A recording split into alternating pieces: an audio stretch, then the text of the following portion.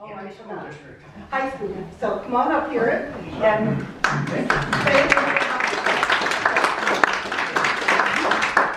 thank you, Linda, and thank you, Monts for Liberty. This is a great group. I'm very humbled and honored to be here because I've been following what y'all have been doing nationally and locally for a while. I'm sure y'all read that great Wall Street Journal piece on Monts for Liberty. I was so glad to see a great media like that put it out there.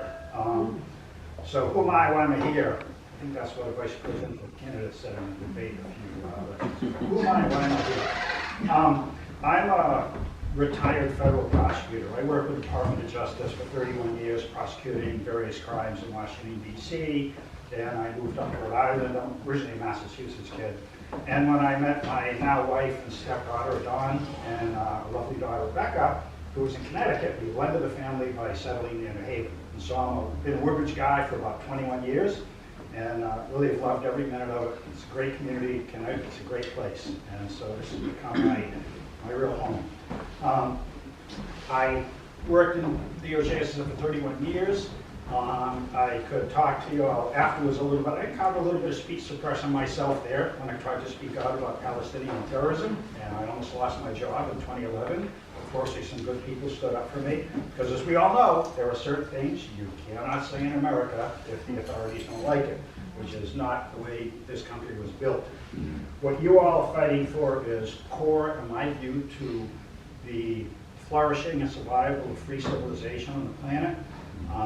I think there are a few more important battles in the world going on today than what's happening in America, in the Anglophone world, to protect speech, to protect the culture that built freedom in America, in the world. And I was listening on the drive up here, actually, to Kemi Badenoch, the new leader of the Conservative Party in England. Her interview with Barry Weiss is just outstanding. Grew up in Nigeria, moved to England, and she's just a beacon of freedom. She's a native of Africa who says CRT and DEI are crushing our kids, and we have to stop it. And anyways, there are good things happening out there. Before I get on to the part that I was going to discuss on the panel with Dave and company, I want to tell you that amid all the hard news we face about this battle and that battle and how we can't get the school boards to change, there was some great news today, and some of you probably heard it.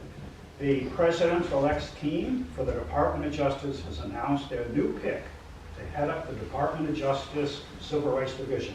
Harmeet Dillon, one of the great fighters for freedom in America.